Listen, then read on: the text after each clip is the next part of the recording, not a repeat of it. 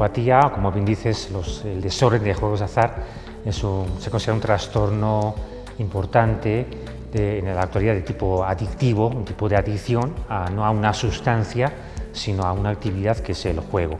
Entonces conlleva pues una serie de síntomas de diagnóstico. Básicamente es la incapacidad de dejar de jugar cuando se está jugando y el ansía, la necesidad psicológica, el afán de jugar cuando no se está jugando. Juegos de azar, juegos que tienen una importante carga de azar en el resultado, ¿sí? Se contemplan actividades como el juego de cartas, la ruleta, las máquinas tragamonedas, dados o juegos de dados y cualquier tipo de apuesta en la cual pues, la persona en principio que juega o que apuesta no tiene un control directo sobre el resultado. No se cae, digamos, de 0 a 1, digamos, en términos de no es jugador patológico o problemático y sí es jugador patológico, ¿no? Sino que normalmente hay una evolución desde el contacto con algún tipo de juego de azar, una participación progresiva, una mayor implicación en el juego, se apuesta cada vez más dinero.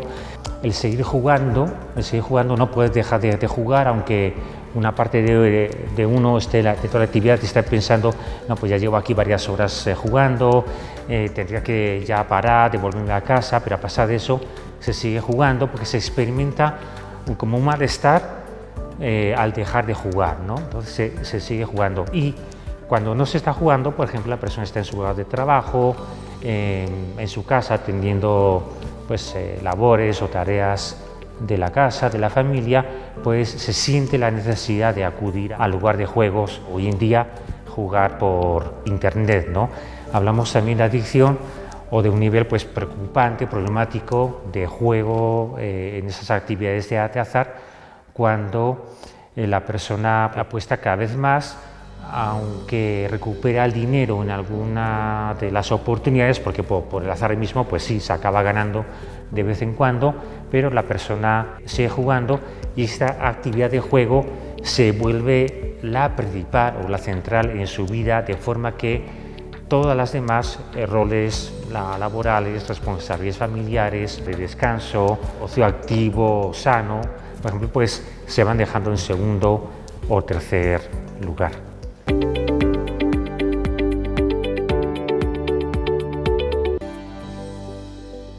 El juego de azar no es de por sí el trastorno o la enfermedad, si queremos llamarlo en términos muy coloquiales, aunque con mucha precaución. El jugar de por sí no es el trastorno. El trastorno es por qué se juega, ¿sí? Entonces, jugar mucho puede ser indicador de trastorno, con frecuencia lo vemos en las estadísticas, o sea, quienes presentan síntomas como esa ansiedad por jugar, ese no poder parar de jugar, también juegan más veces y a más juegos que otras personas, ¿vale? Pero también es cierto entonces que hay jugadores no patológicos que pueden ser desde el jugador social que culturalmente está de alguna manera influido, como por ejemplo en algunos países comprar la lotería de Navidad, ¿no? Pues ¿quién no compra, no? O sea, muy poca gente, ¿sí? Pero son actividades como puntuales, etc. Y luego están también los jugadores profesionales que viven de jugar. La diferencia entre un jugador profesional y un jugador patológico será que el profesional tiene unas reglas, ¿sí? Para cómo jugar, ¿no? Y cuánto jugar cada vez. Por ejemplo, normalmente se tiene una cantidad destinada al día o en cada oportunidad de jugar. Por ejemplo, voy a jugar el fin de semana, pues es esta cantidad y solamente esa cantidad. Y si se va perdiendo, este jugador profesional, no adicto, digamos, pues es capaz de parar. Sí, esa es una regla principal para no dejarse llevar precisamente por las emociones asociadas al estrés de estar perdiendo. Estos jugadores profesionales no juegan en actividades que realmente dependen totalmente del azar. como por ejemplo la máquina tragamonedas o la ruleta, aunque incluso ahí también hay ciertas reglas. Juegos de cartas, por ejemplo, que tienen unas reglas donde el jugador profesional pues tiene memoria para recordar qué cartas han ido saliendo y de quién han ido saliendo, ¿sí? Entonces, por descarte se va de alguna manera calculando qué cartas quedan por salir, quién las puede tener, etcétera. Entonces hay juegos, llamamos juegos de azar también los juegos de carta, pero realmente no son totalmente de azar.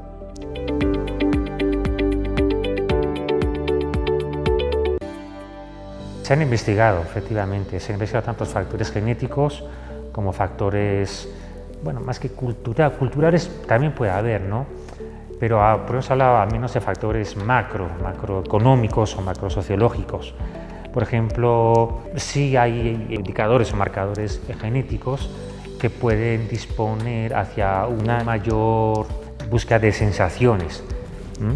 Esa búsqueda de sensaciones es la búsqueda de emociones, actividades que tienen emoción, y muchas apuestas tienen esa emoción. Pensamos también en las carreras, por ejemplo, de animales, de caballos, fútbol, etcétera, ¿no? Ya va a ganar, sí, no, ya está cerca de la meta, ya marcó un gol, vamos a ver, ¿no?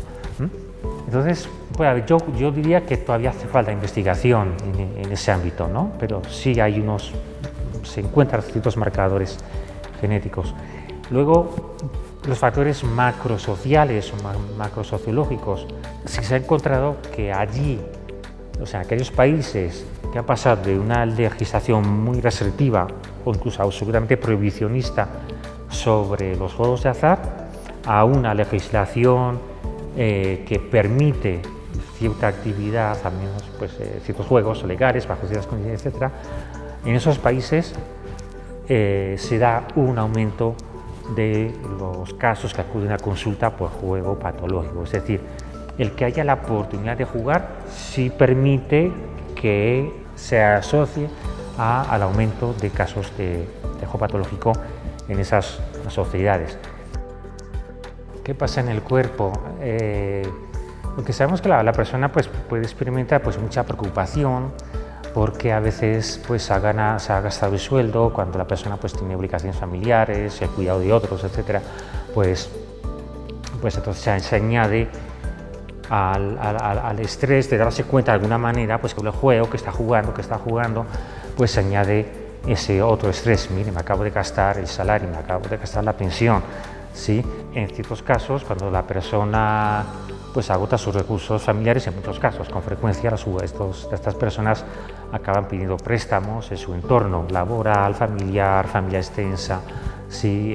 Compromete los recursos de la familia y en otras ocasiones pues puede llegar a cometer ilícitos como hurto en el lugar de trabajo, ¿sí?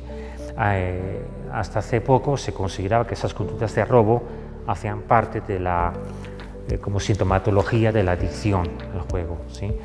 Pero hoy las últimas como clasificaciones más aceptadas a nivel internacional de psiquiatría pues no se considera ya como síntoma, sino como una posible consecuencia, porque quien tiene recursos, por ejemplo, jugadores de estratos altos o muy altos, pues no necesitan llegar a ese momento de pedir prestado o de robar o porque tienen sus recursos. Sin embargo, pues sí tienen la adicción, el resto de síntomas. Entonces, claro, la presión ante las deudas en sí mismo acaban siendo un factor que se añade a la presión para jugar, ¿sí?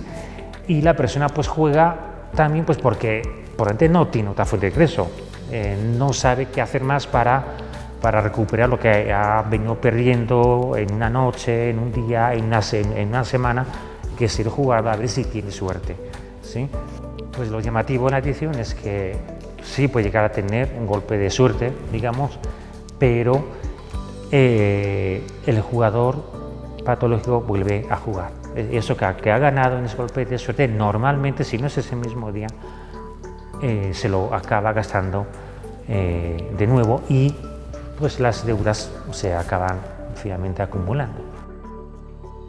Bueno, la ludopatía es un trastorno porque puede tener implicaciones importantes en la vida de las personas, puede conducir a un deterioro importante de la vida personal, pero pues con ayuda, con manejo adecuado se puede superar. Si usted siente que piensa en todo momento en jugar a ese tipo de actividades donde no tiene un conocimiento, por ejemplo, yo puedo jugar a póker, pero pues, realmente no soy muy bueno, no tengo la capacidad de memorizar las cartas de los demás, etcétera, pues, pero me involucro y siento que no puedo parar de jugar. Y si cuando no estoy jugando estoy pensando salir cuanto antes del trabajo o escaparme, mientras la familia está distraída viendo el partido, no sé qué, pues escaparme al casino, etcétera, porque siento la ansia de jugar, allí pues una alerta de un posible trastorno. No hay que olvidar que pues por unas señales o unos indicios tampoco podemos establecer una evaluación concluyente sobre una persona. Son pistas, son alarmas que cuando se dan o se detectan en uno o en un familiar o en una amistad, pues conviene pensar en buscar ayuda, pero el diagnóstico, o más bien la evaluación definitiva, pues debe proceder de un profesional pues entrenado para ello.